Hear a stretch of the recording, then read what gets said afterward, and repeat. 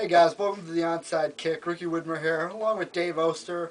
We're going to break down the conference finals, and we're going to start with the Eastern Conference here. You got the Miami Heat going up against the Boston Celtics. Yeah.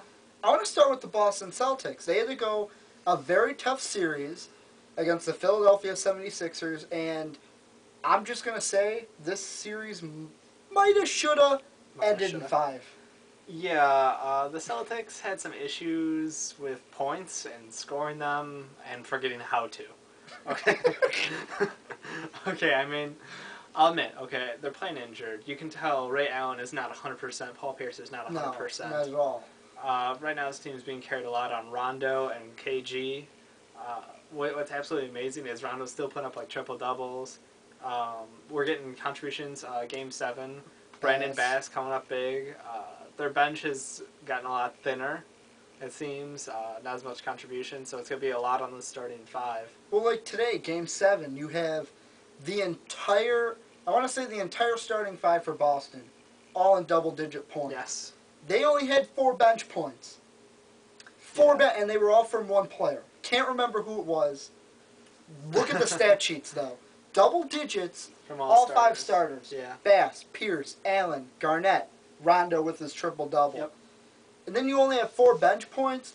That is going to hurt you against the Miami Heat because the Heat came out today. Team. I mean, they're an old team. I mean, Garnett, if he throws up that 29 that we saw, I want to say it was Game 1. He looked like a young man early on, okay, but he is Game 1, Game a 2, he looked like the KG of when he first came to the Celtics. Yeah, that monster. KG that was Beast mode, head button. Well, it was that KG where you could tell he was pissed off from being a good player on the Timberwolves, yeah, but not getting anywhere.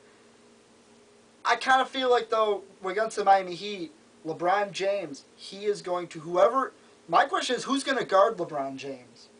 Because Paul Pierce is injured. Ray Allen is injured. You're not going to throw KG on the perimeter to guard LeBron James. No, KG's got to play center. I mean, yes, the Heat have no center either. So I guess they could swing out KG when necessary. It's not as big of a crucial point. See, but the Miami Heat don't need a center because the way they work is LeBron James and D. Wade create kind of attention in the middle by driving, and then what they can do is either take it to the basket or kick it out to Chalmers, Miller.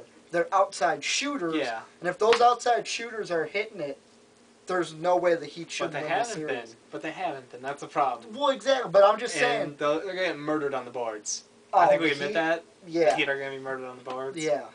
Well, it's because the Celtics have bigger men. So you got the Celtics with a bigger lineup, older, a little less healthy, versus the Heat with no Bosh, obviously. Well, that's going to be key. When does he come back? I don't think he'll be back through 1 or 2. Maybe we could see him in Game 3. It's usually about 2 weeks, they said, for an abdominal strain. So I'd say we'll probably start seeing him probably Game 3. I wouldn't expect to see him too much earlier than that. See, I think he's going to be the quicker he can get back, he's going to be the key in this series because, like you said, Mike Miller, Chalmers, they haven't been hitting the 3-ball like they'd want to. No. With the Miami Heat, though, if you can shut down James and Wade like the Pacers did in some games, shut down. Well, I mean, the two guys putting up 70 points a game. The Pacers phenomenally. When I saw that. There was one game where LeBron James and D. Wade, I think both of them were under 15 points combined. Yeah, and I was thinking, what? Yeah. What? I think Wade was under 15. I'm sorry, James was under 15, but yeah, Wade might have had some more. But yeah, so Indiana did put up a lot of defense against them, but I just don't see LeBron James and Wade putting up 70 a night consistently. But again, Celtics can't score points every night of the week. In the Sixers series, they would go up massively in the first and then just disappear. Disappear. Massively in the first, disappear. They would kind of take that foot off the pedal. They would. And it's rough. So the way I see this going down, Heat in 6. Heat in 6? I'm going to say Heat in 5, and the reason I'm saying that is because I expect Bosh to be back by Game 3. This prediction's all based on if Bosh is back by 3. I think in Miami, the Heat are going to just ride that crowd, ride that kind of, that, what's the word I'm looking for? Not momentum, but that atmosphere that they have in that stadium. And Bosh is going to come back for Boston, and yes, Boston's going to put on a fight at home, but it's not going to be enough. They'll split Boston, come back to Miami. Miami will take it in 5. 6.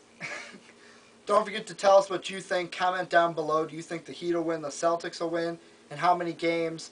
Also, tell us who you think is going to play a key part in this series. Don't forget to like us on Facebook at facebook.com/TheOnsideKick.